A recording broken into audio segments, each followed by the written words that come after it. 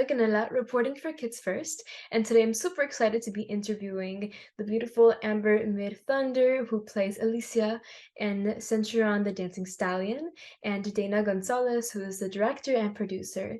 Amber's previous credits include Legion, the TV series, and other films like Prey and The Marksman, and Dana's other credits include being a DP and director in Legions, and Fargo, among many other credits, and this is his directorial debut. Well, hi guys, such a pleasure to meet you. Is it pronounced Dana, your name? Yeah, Dana, yes. Awesome. Well, I was doing my research for this interview, and I see that you guys both work in Legion, which I think is super cool, because one of my dearest friends, Mia Castillo, also worked in Legion, and that was one of her first, big projects. So very cool. She sends her love. And the Centurion Dancing Stallion, is based on a true story. So what do you think was more important in the terms of storytelling and performance to really capture? I think that there are so many elements to this movie, and I feel like Dana did a great job at balancing all of them. And I think he was the leader of this film, so I think it was easy to then follow his leadership and know what we were prioritizing in what moment. I think it really just depended on what we were shooting at the time. I mean, there's some really heavy emotional scenes, and then there are some really beautiful, lighter moments, and then there are obviously some really physical spaces with, the horses and the dancing and stuff like that. And so I think we really moved through each of them and gave our attention where it was necessary at the time. Yeah, absolutely. And I love that the story reminds us of so many things like people's connection with nature, doing what you love, and the importance of family is also a big aspect of this film. So, what aspect do you guys love the most about this beautiful story? I mean, to me, that it started with the whole family dynamic, and yeah, that's the nature thing. As you tapped into that, the ranch and being able to go ride the horse and up in these incredible in nature, all that was stripped. When she was basically diagnosed, it's stripped away from her. And so all those things are huge elements. But to me, and even the culture of like the Mexican culture, family is such an important thing. And so to be able to tell that story correctly and watch how they deal with this traumatic event that happens and the triumph that happens afterwards, and the last events, and see everybody come together, that's very real to me in that culture.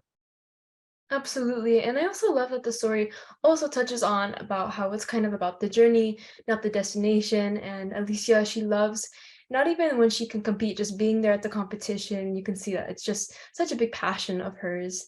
So do you find parallelism in your career, like how Elisa, she couldn't, perform at one point, but she still loved being there? You as an actor, do you relate at all to that?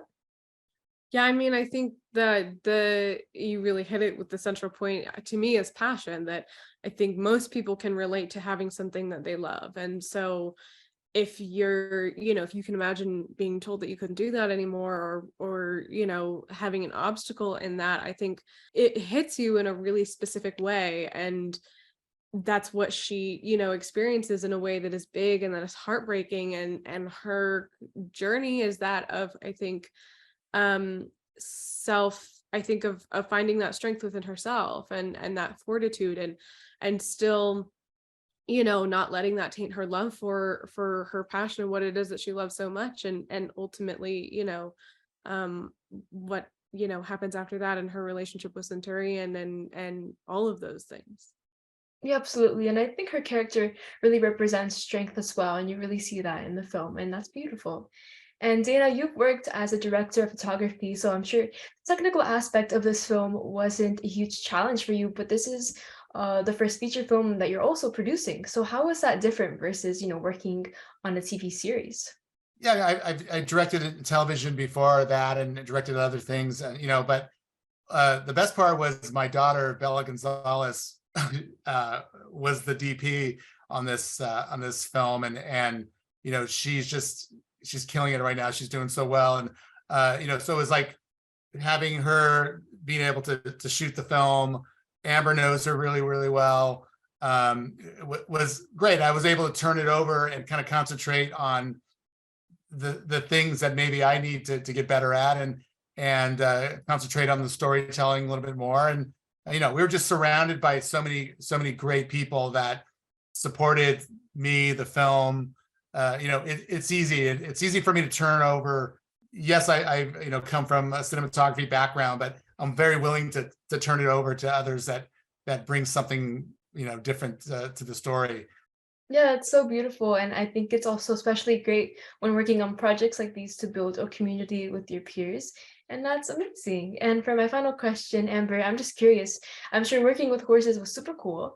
So did you ever like ride a horse or have any experience working with horses prior to this film? I grew up with horses. I mean, I'd never shot a film with horses. I'd never worked with any animals at all. So that was really, I did not know what to expect, but definitely, I mean, horses have always been a part of my life. And I feel like that's probably part of why Dana thought of me for this movie, is that he knows that about me.